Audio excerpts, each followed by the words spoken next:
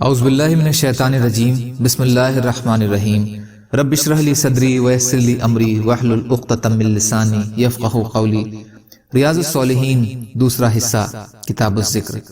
حضرت ام المومنین جویریہ بنت حارث رضی اللہ تعالی عنہا بیان فرماتی ہیں کہ نبی کریم صلی اللہ علیہ وسلم صبح سویرے ہی صبح کی نماز پڑھ کر ان کے پاس سے چلے گئے، جبکہ ابھی وہ اپنی نماز میں ہی بیٹھی ہوئی تھیں۔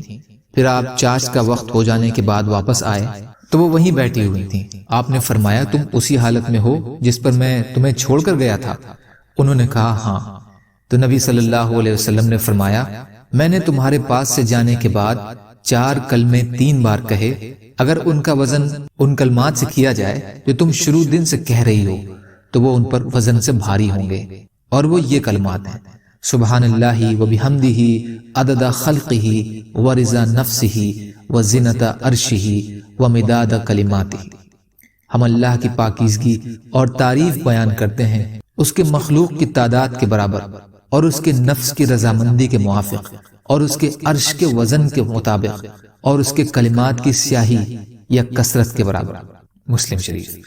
اور مسلم ہی کی ایک اور روایت میں ہے کہ میں اللہ کی پاکیزگی بیان کرتا ہوں اس کی مخلوق کی تعداد کے برابر۔ اللہ کی پاکیزگی ہے اس کے نفس کی رضا کے مطابق، اللہ کی پاکیزگی ہے اس کے عرش کے وزن کے مطابق، اللہ کی پاکیزگی ہے اس کے کلمات کی کثرت یا سیاہی کے برابر۔ اور ترمذی کی روایت میں ہے، کیا میں تمہیں ایسے کلمات نہ سکھا دوں جنہیں تم پڑھتی رہو؟ اللہ کی پاکیزگی ہے اس کی مخلوق کی تعداد کے برابر، اللہ کی پاکیزگی ہے اس کی مخلوق کی تعداد کے برابر، اللہ کی پاکیزگی ہے اس کی مخلوق کی تعداد کے برابر، اللہ کی پاکیزگی ہے اس کی مخلوق کی تعداد کے برابر۔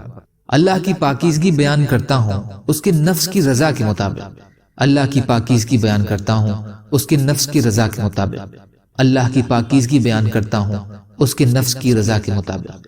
اللہ کی پاکیزگی ہے اس کے عرش کے وزن کے برابر، اللہ کے لیے پاکیزگی ہے اس کے عرش کے وزن کے برابر، اللہ کے لیے پاکیزگی ہے اس کے عرش کے وزن کے برابر، اللہ کے لیے پاکیزگی ہے اس کے کلمات کی کثرت کے مطابق، اللہ کے لیے پاکیزگی ہے اس کے کلمات کی کثرت کے مطابق، اللہ کے لیے پاکیزگی ہے اس کے کلمات کی کثرت کے مطابق۔ فائدہ: یہ کلمات ذکر بھی بڑے اجر اور ثواب والے ہیں، کیونکہ ان میں خوب اللہ کی تسبیح اور تحمید ہے۔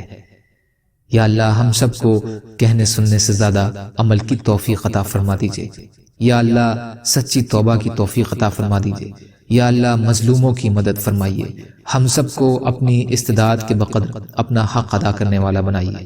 یا اللہ ظاہری اور باطنی شرک سے ہماری حفاظت فرمائیے۔ یا اللہ استقامت عطا فرما دیجئے، دین پہ ڈٹے رہنے والا بنا دیجئے۔ یا اللہ آپ قادر مطلق ہیں، ہر شے پر قادر ہیں، آپ کے لیے ہر چیز آسان ہے، ہمارے لیے بھی آسانیاں پیدا فرما دیجئے۔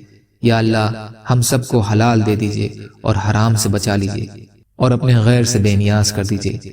سبحان ربک رب العزت عما یصفون وسلام علی المرسلین والحمد للہ رب العالمین برحمتک یا ارحم الراحمین۔ لا الہ الا اللہ محمد رسول اللہ، والسلام علیکم۔